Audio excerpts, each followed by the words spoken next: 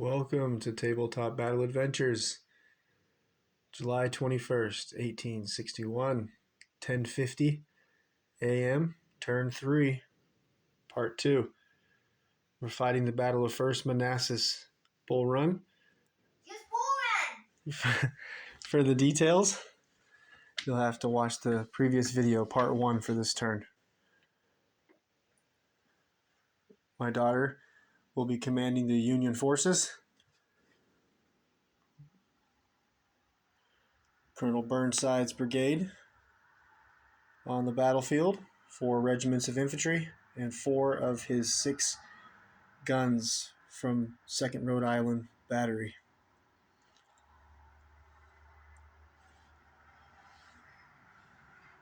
Colonel Evans, commanding the 7th Brigade, has 2 infantry regiments, a 2-gun section of Lynchburg artillery, and a regiment of cavalry, the 30th Virginia, who's split up into 5 squadrons right now. There's some specialty headquarters units on the battlefield as well, but again, for the details, got to check out the previous video. We left off last time with Lieutenant Davidson, commanding second section of the Lynchburg artillery. He sprung his ambush after winning the ambush roll-off against General McLilly's Federals. He ordered the number 12 gun, center screen, 12-pound howitzer to fire his canister round, and he missed the 2nd Rhode Island in the road. General McLilly did not go down either and got lucky. So Lieutenant Davidson is able to give out 1 more order dice, and there's some detachments of the 4th South Carolina and the 1st Louisiana still defending Stonebridge against the Federal 1st Division. So we'll start out with Lieutenant Davidson giving out his 2nd order dice. The rules that we'll be fighting this battle using. There's Davidson with the red-brimmed hat. There's a rule set that I wrote over the last year and a half or so. It's the most realistic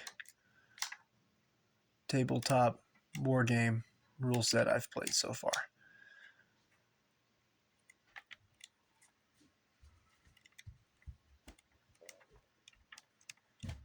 We'll check that out more as the battle unfolds. Lieutenant Davidson's going to order the 4th South Carolina to fire. They'll need to pass an orders test and at a 10 and under. Pass. The 4th South Carolina is dug in as well, so when they're fired at, they'll only be hit on 7s.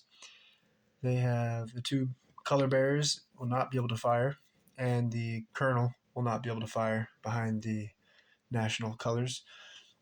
He's out of range, revolver range 18 inches.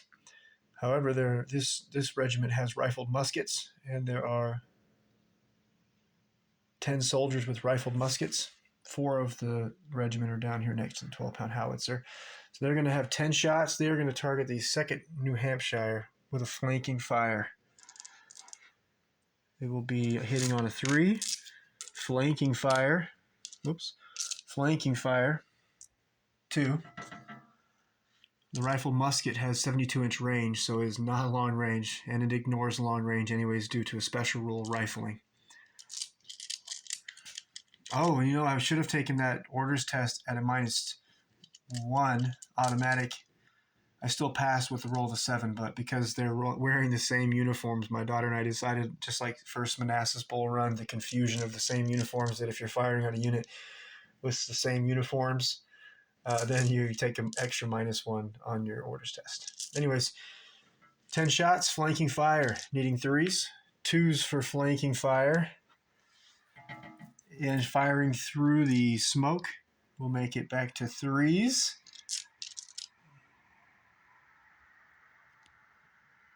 And no cover. General McLilly has ordered the 2nd New Hampshire to go down. They can still advance forward. Each regiment has each regiment of infantry and cavalry have 2 order dice to each regiment. There's 2 officers, a colonel and a captain.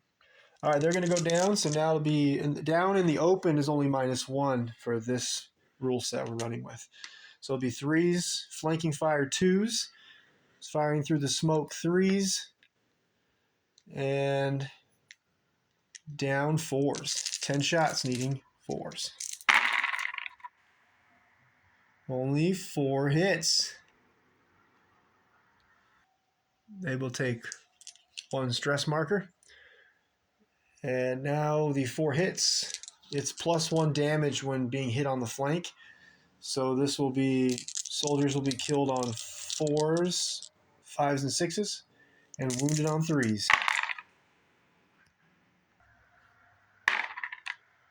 1 wounded and 2 dead. We're going to roll for exceptional damage on the 6. All right, special rule time. The Yankees, manpower. When a unit has soldier killed, roll a d6 for each soldier killed. On a roll of a 6, the soldier is not killed. This rule. Okay, we'll roll for those 2 kills. All right, one of them's wounded instead. Rolling for the 2 wounded soldiers. 1 bleeding out in 4 turns, 1 in 2 turns. There they are, 2 wounded, 1 dead. Pretty good shooting by the 4th South Carolina. Next ambush roll-off. Union, green d6. Rebels, brown d6. Rebels, 30th Virginia Cavalry, Company A, sharpshooter, is on ambush. All Company A cavalry and infantry are sharpshooters when detached as a single man or as a company. So he's going to spring his ambush. And he's going to try to pick off an officer. The 71st New York, center screen. That's the only unit he has line of sight to that he would have line of sight to the officers. So we'll target them. My sharpshooter is going to be shooting at the flank of the enemy. So hitting on, instead of a 3, a 2. It's not long range. Are you going down? I'm hitting on a 2 right now, General McLilly. Soft cover, 3. I'm a sharpshooter, so back to a 2, or technically 1. But 2's the best you can get. And obscured by smoke.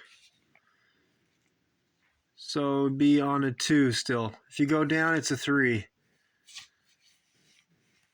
But I can only kill 1 man because he's a sharpshooter. So right now it's 71st New York. All right, so he's going to need a 2 to hit because General McLilly says the 71st New York is not going to go down. So we'll just need a 2. Oh, I got the 2. 71st New York now has 3 pin markers. They received 2 from a blast from the number 11 gun, 12-pound howitzer on Dogan Ridge. So now we'll roll for damage.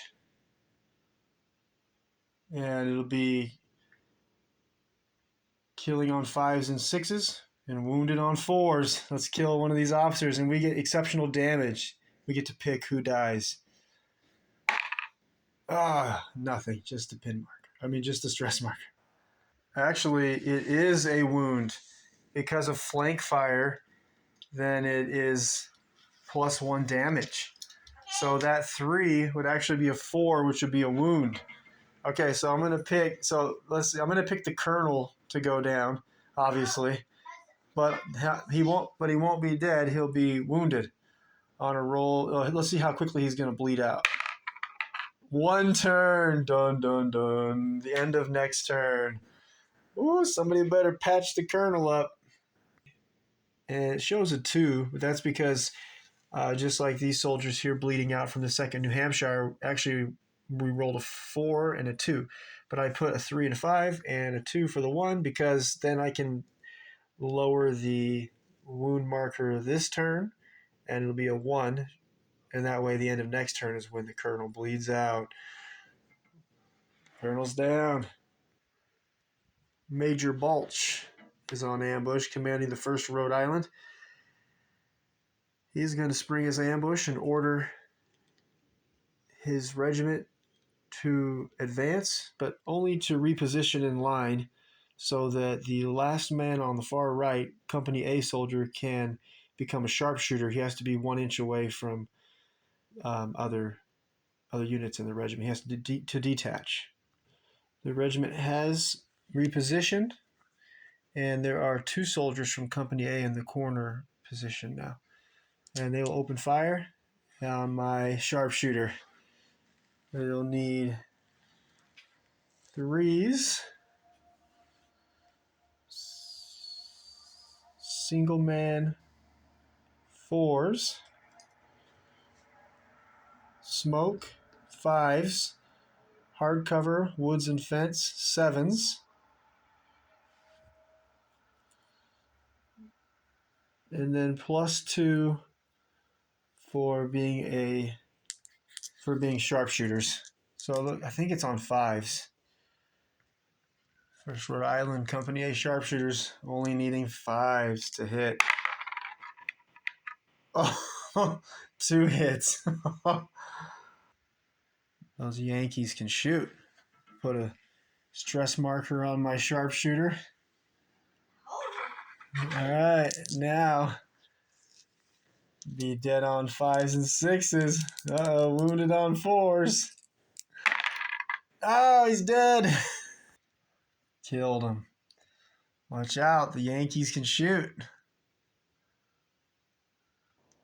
Worse than the loss of the soldier is that when the order dice is destroyed as well. Oh, I was already short on order dice. Okay, Major Blanche? Did I get that right? Balch. Major Balch. He had his men advance.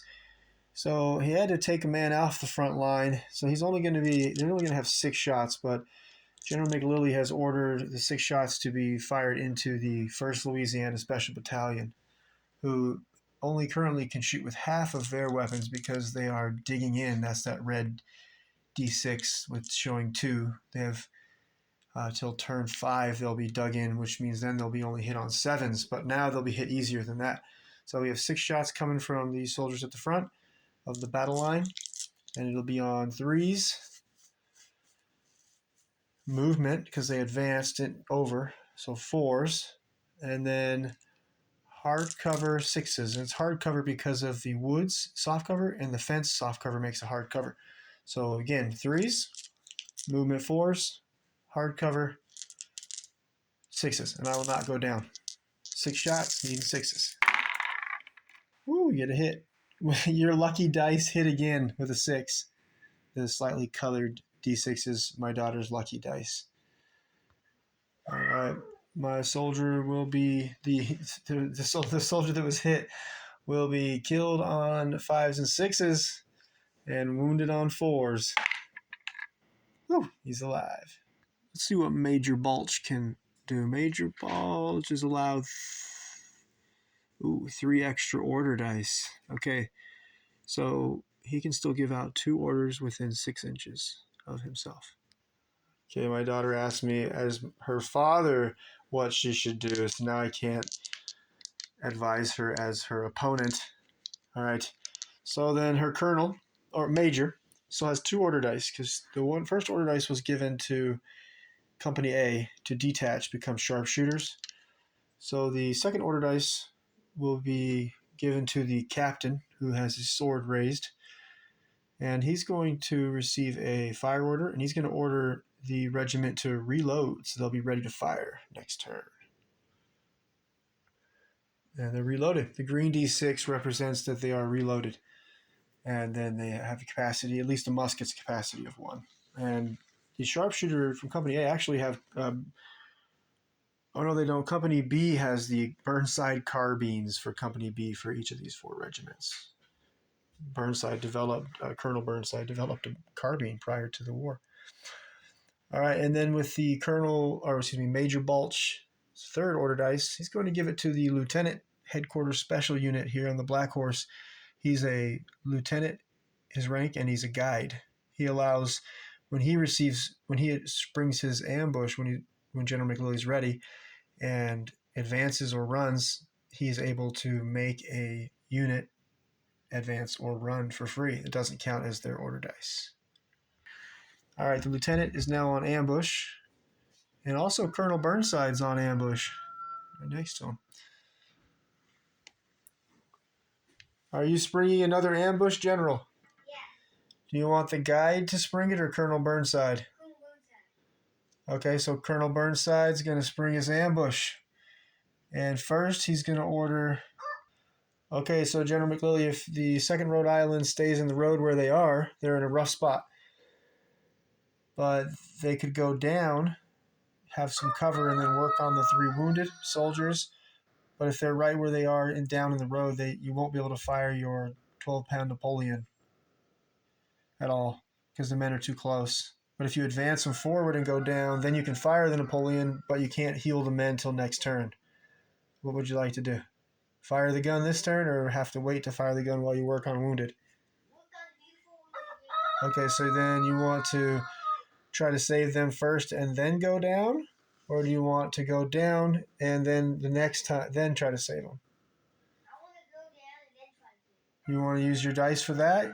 Colonel Burnside only has 3 dice. Okay, on second thought, Burnside will not spring his ambush. The Lieutenant Guide will spring his ambush. And he's able, with an advance order, and he's going to order the 2nd Rhode Island to advance forward, and they're going to drag the 3 wounded soldiers with them to make room for the 12-pound Napoleon to be able to fire over the top when they go down. The 2nd Rhode Island has, and they're commanded by, who's the 2nd Rhode Island commander? Slocum. Colonel Slocum. And they have to take an orders test at a 10 and under. They pass. Okay, so the Lieutenant Guide's order moved the 2nd Rhode Island forward. They dragged their 3 wounded soldiers. You can see the back line soldiers drag 2 men drug each wounded soldier. They're facing toward the camera. The others are facing forward. This regiment's only taken 2 KIA so far, actually. I was surprised. Okay, so we're going to try to save these soldiers now. We're going to roll for the soldier bleeding out in 3 turns first. On a 5 or a 6, he'll be revived. And normally 1 comrade can make 1 save per turn. But because of the advance order, they had to drag the wounded soldiers, which means only 1 of the soldiers will be able to make an attempted save this turn. So on the soldier bleeding out in 3 turns, saved on a 5 or a 6. Not this time. And now both soldiers bleeding out in 2 turns will roll at the same time here. And we'll see if we can revive them on a roll of a 5 or a 6. Ooh, 1 soldier's back on his feet. Can I pick? The soldier on the left flank the bleeding has been stopped. Because he was in a horrible position laying on his head. So the lieutenant can give out 2 order dice as he advanced them forward for free. No order dice necessary. Now the guide will give a fire order for the 2nd Rhode Island to reload. Again, the green D6s show that they are now reloaded. And then for the rebels, it's the brown D6s that show the capacity of for a 4 is because these soldiers are armed with carbines. And they have 6 shots before they need to reload. But a 1 means it's a cannon or muskets. And then the lieutenant's 2nd order dice he'll give to the same regiment. And they will be ordered to go. You want to go down? You sure? You want to fire and stay up? You're facing off against a 12-pound howitzer next turn. Yeah. Go down. All right, probably wise. So they'll be loaded, and now they will go down. It's raining. 2nd Rhode Island is pushed forward, giving some room now for the 5 more infantry regiments from Porter's brigade from the 2nd Division. Burnside's 4 regiments here are also 4 from the 2nd Division, which is Colonel David Hunter's division. And that was successful. Well done, General McLilly. Well, Burnside's going to spring his ambush, and he's going to actually order his staff officer on the red horse with the white tail with his own order dice. He's going to give him an order dice to advance and take the remaining 2 order dice that Burnside would have had, and then the lieutenant, his staff officer, will be able to, as a lieutenant, bring those 2 order dice over to work with the 71st New York and get them pushed forward so they can get out of the way of the artillery. So General McLilly's 2nd Rhode Island battery, commanded by Captain Reynolds, can open fire with these 4 guns. At least we can get some fire. Since General McLilly already went down with the 2nd New Hampshire, the 12-pound howitzer will not be able to fire this turn unless it turns somehow and can fire this direction. So let's get it done.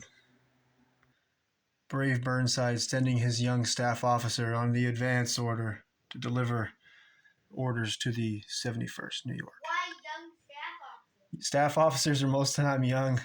And Burnside from ambush, he is going to advance slightly to get his color bearer out of the way of the 1st Rhode Island's battle line. That's a better position for Colonel Burnside. Now his color bearer is not in the middle of the 1st Rhode Island's battle line. Okay, back to the action. So the lieutenant is delivering orders. He is going to order the 71st New York here to... They have 3 stress markers. So they are going to first receive a advance order. Let's get them forward so that these cannons can open fire. There has to be, I think they have to be 12 inches in front of the cannons for them to be able to fire. At least that's the 12-pound howitzer because of the steep trajectory of the cannon. The other guns need, I think it's 18 inches, unless the unit in front of them the friendly unit goes down. So cannot fire over the 2nd New Hampshire this turn, but maybe the 2 guns in the middle of the 10-pound Parrott rifle and the 3-inch ordnance rifle, maybe if they turn, if they're 12 inches away from the 2nd Rhode Island, they might be able to fire over the top. But first of all, let's push these men forward here. So they'll need to take an orders test at a 10 and under. 10 because the colonel's wounded, so he doesn't give any. But the captain does with 2, plus there's NCOs. When they're wounded, they can't order anyone? Are you going to drag your officer with you? Of course. Okay. The wounded colonel. Okay, the 71st New York with their 3 stress markers. Before they can advance, they're going to need to take an orders test at a 10 and under. Oh, FUBAR! The 71st New York has FUBAR'd. So we are going to have to roll on the FUBAR chart, but no matter what, you're lucky they're not loaded. You didn't reload your muskets. But some of your men can shoot. So if we roll a 1 or a 2, then the Company B has carbines. They're not unloaded. They can shoot, and then your officer's pistol can shoot. So here we go. FUBAR chart. Oh, they're shooting their own men in the backs. Oh, no.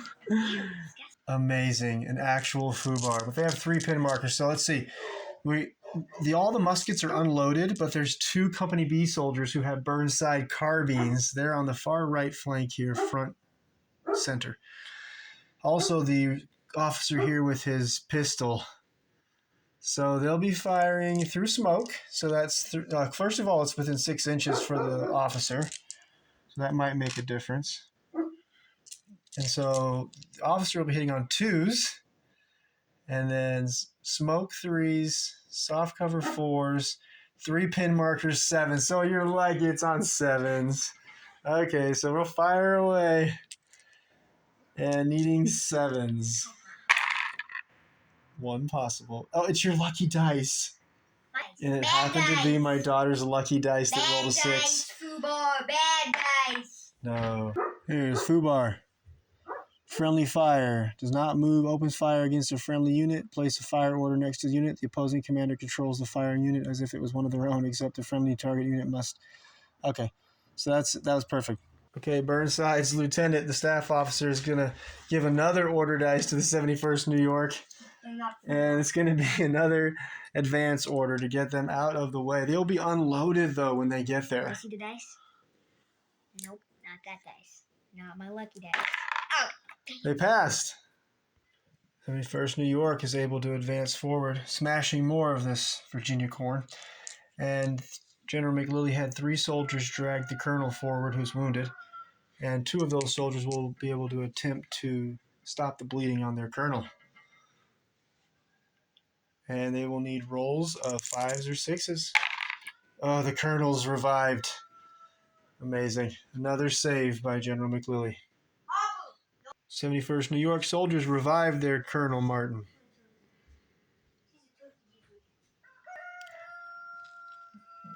And now there are no more units for rebels or Yankees on ambush. We are going to draw the first order dice of 10:50 a.m. Turn 3. No surprise, with twice as many order dice, the Yankees will start 10:50 Turn 3 order dice. I'm going to wrap it up there for the day. So it's going to be a bit of a slow game because I wrote the rules over the last year and a half. And it's a learning game. My daughter's also fighting her first ACW battle, commanding the Yankees. She's 8.5 years old. She's quite the strategist, though. She's beat me in bolt action tanks. She beat me in Dead Man's Hand. What else have you beat me in? Sorry. Checkers. So I'm going to do my best. About 3 days from now, we'll get back to the action.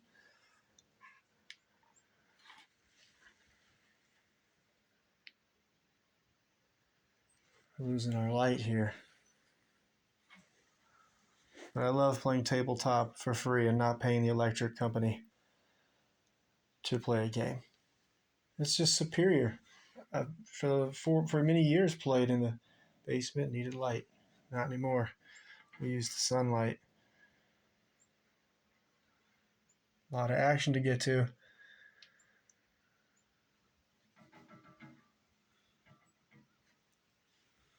Just getting started in the epic battle.